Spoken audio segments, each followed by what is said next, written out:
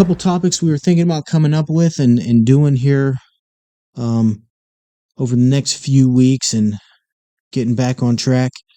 And these were just some ideas that I wrote down currently that you and I had talked about in the past and even maybe on here. But we got to get back onto the season streaks, right? The 1996 undefeated season.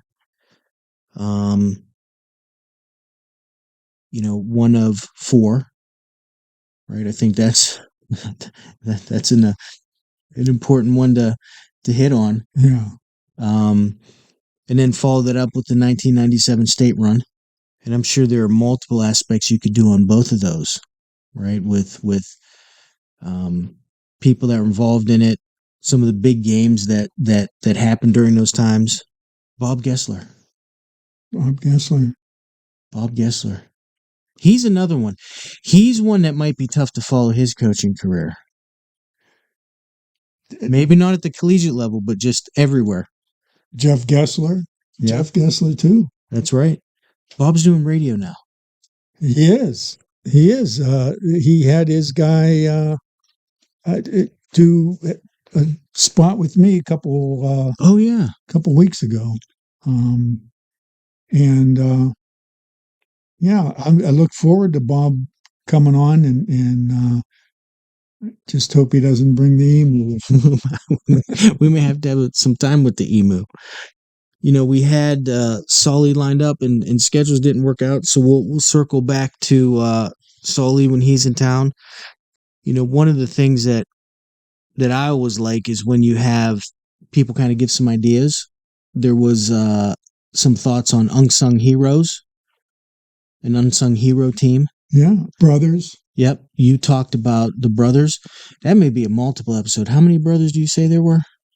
Meaning brothers, 2 or more that have played in a program. Yes. I'm looking at, and I don't think it's complete, but like 58 pairs. Jeez. Yeah. That's a lot of... I mean, and there's, and I'm not going to discount any of them being important, but there's some guys that, maybe like 3 brothers were all maybe Hall of Famers. Yeah. Or potentially Hall of Famers. So, that'd be interesting. You said it, Hall of Fame update. You're on the committee, still kind of gearing up, getting some things taken care of and moving. We're about to start taking apps. We're gonna. Casey will have a website through the school. And there'll be applications to nominate potential candidates. So, be looking for that. I think that would be a good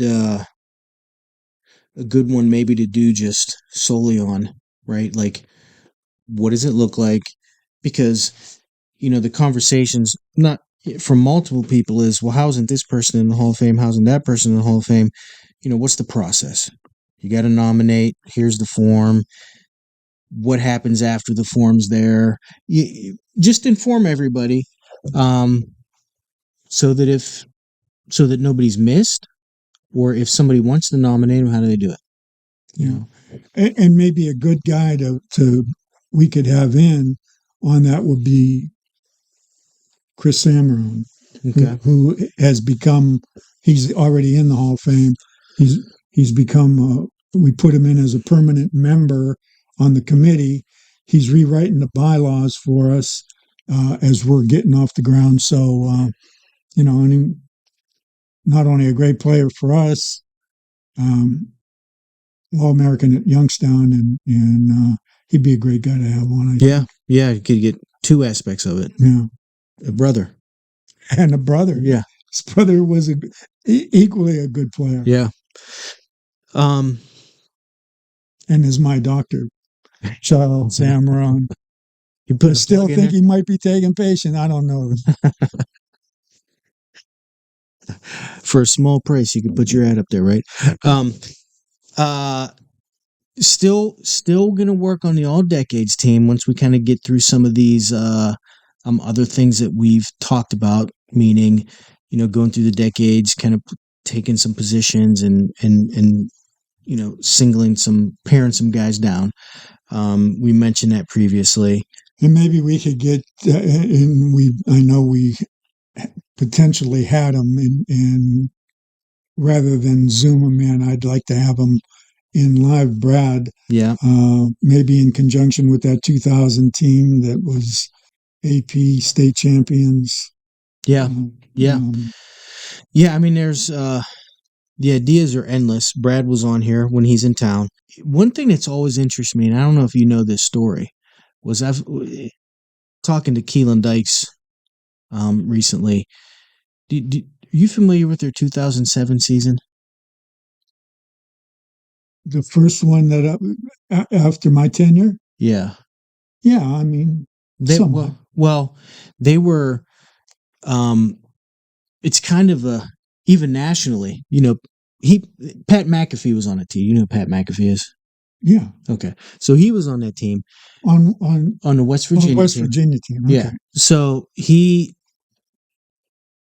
West Virginia's number 2 BCS, number 2 AP, number 1 coaches poll. They go to Pitt, unranked. They lose.